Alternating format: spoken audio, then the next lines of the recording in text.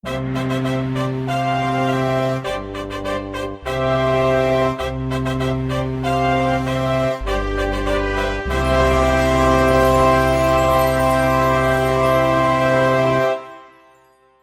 Tánger, en los 500 Reyes, monarquía versus democracia, voy a compartir una lección de política que me dio un vendedor de alfombras de una tienda de Tánger en Marruecos, el cual me enseñó que usando el sentido común, conversando con personas y sin viajar por el mundo, se puede llegar a obtener la sabiduría.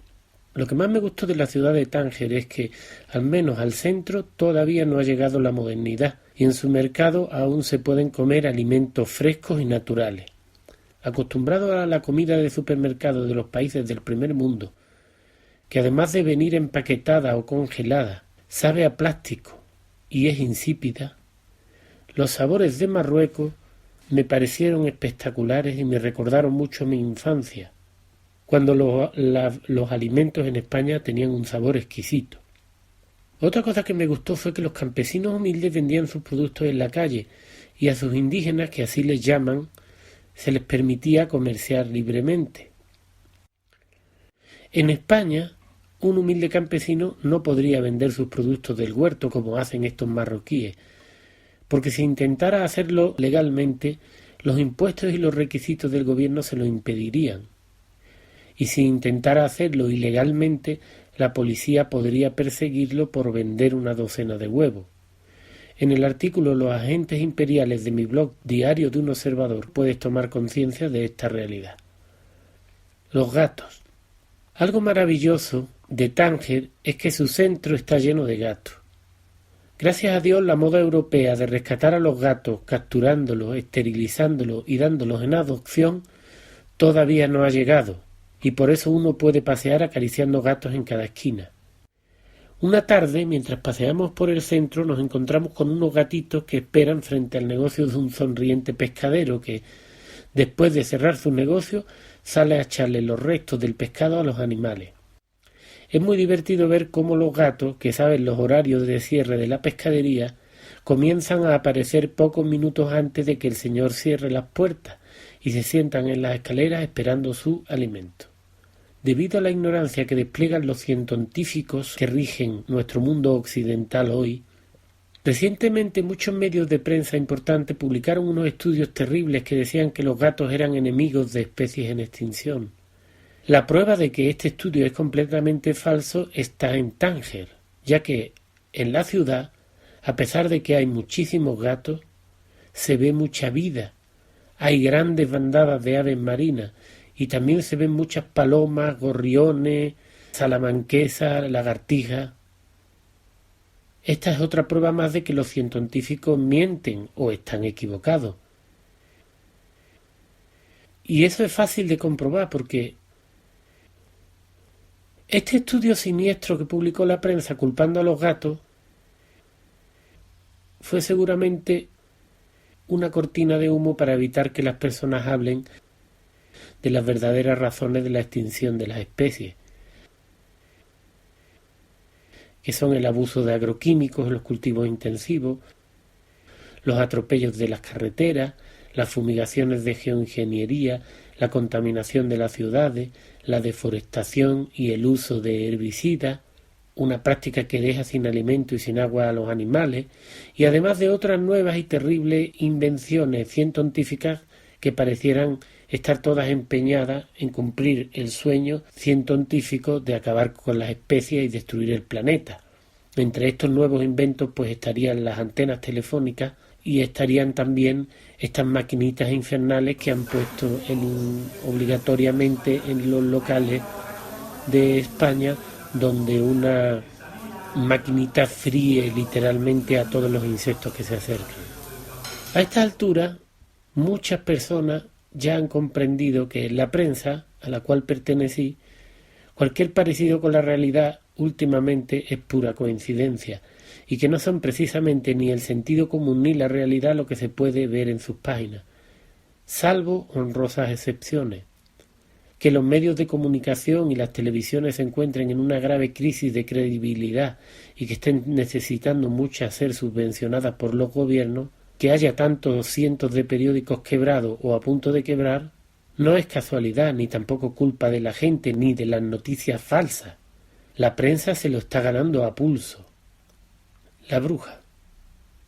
Después de desayunar un delicioso pan con queso y miel, nos vamos a la cueva de Hércules, un lugar que, aunque está acondicionado para recibir a turistas, no deja de tener su encanto. Cuando llegamos al fondo de la cueva, de repente una mujer pasa frente a nosotros y se transforma de forma muy extraña, dejándome unos segundos perplejo. ¿Qué extraña transformación acabo de ver? ¿Será fruto de mi imaginación? ¿Cuál será mi asombro cuando al mirar la foto que le tomé a la mujer, aparece cómo se transforma en bruja? Aún hoy, mirando la fotografía y habiéndolo visto con mis propios ojos, todavía me cuesta mucho creerlo.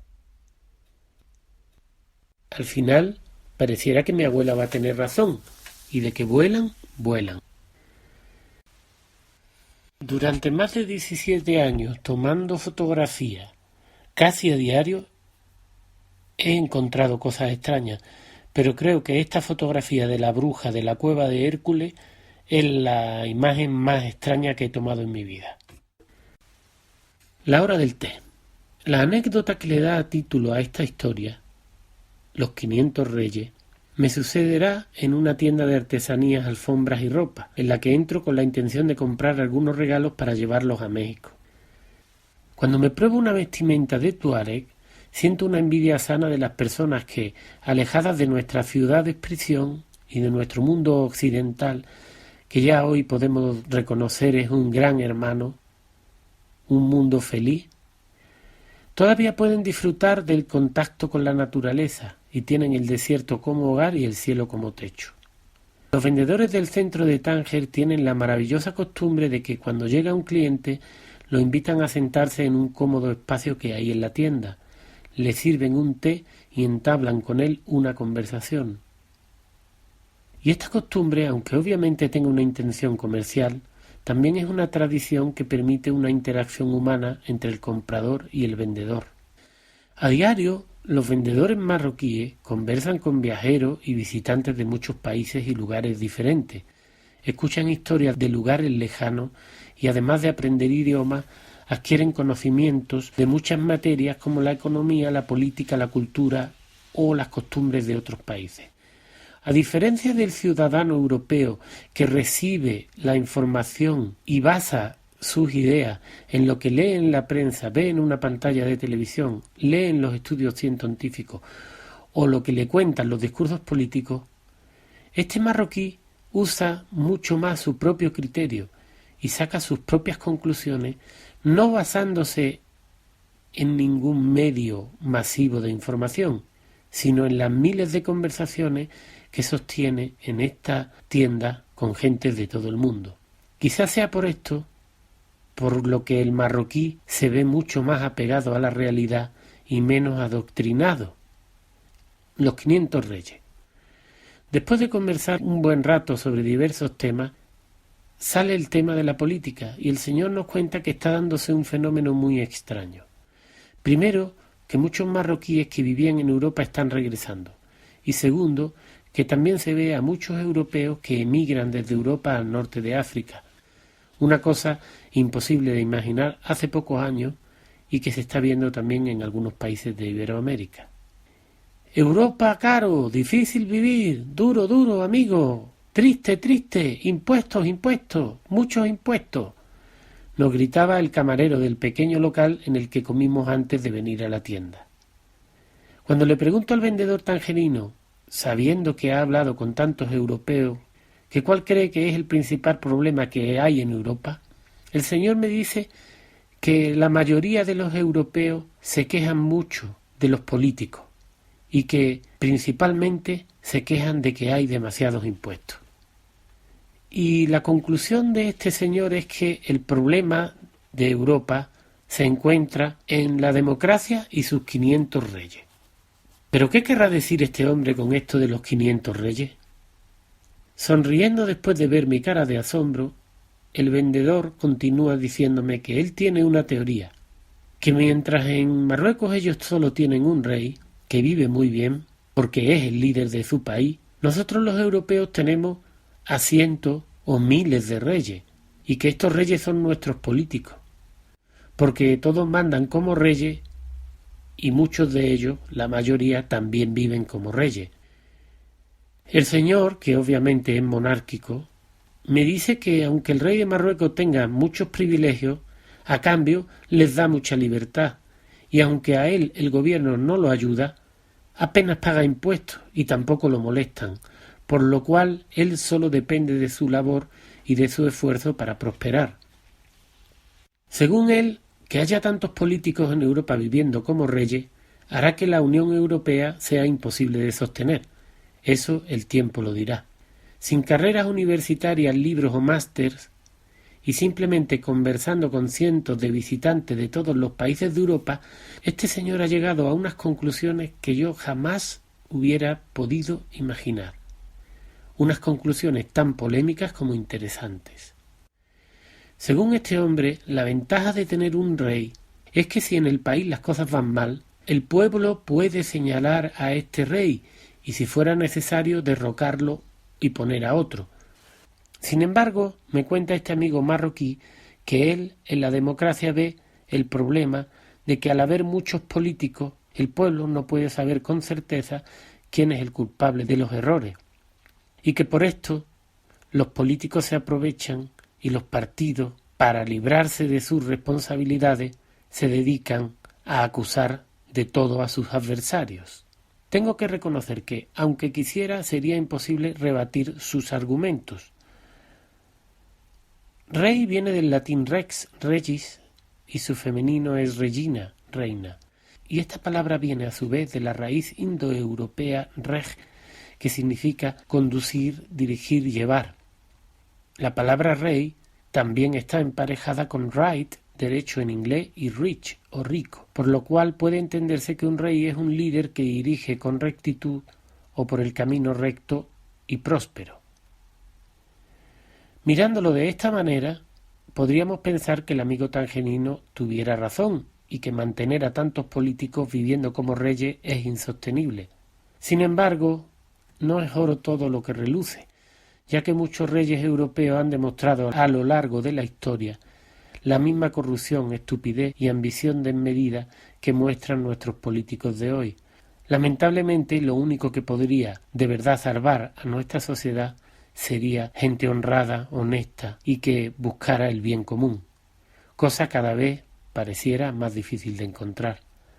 Un buen ejemplo de lo que sucedería en una civilización si en lugar de un rey, un pueblo tuviera 500 reyes, está en el señor de Palenque, quien fuera un gran líder maya que llevó a su pueblo a gozar de gran prosperidad y al cual le hicieron sus gentes una tumba majestuosa que se encuentra actualmente en la ciudad de Palenque, en Chiapas, México.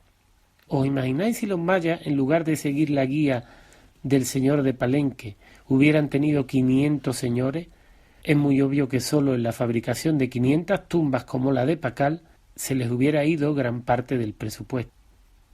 Una imagen que tomé hace años durante una campaña electoral de Hugo Chávez en Venezuela, en la que aparecen los retratos del presidente venezolano junto a una imagen de Cristo, muestra muy bien estos dos mundos de los que estoy hablando. Por un lado, el mundo moderno de la democracia y la política, y por el otro, la tradición antigua de la religión y la monarquía.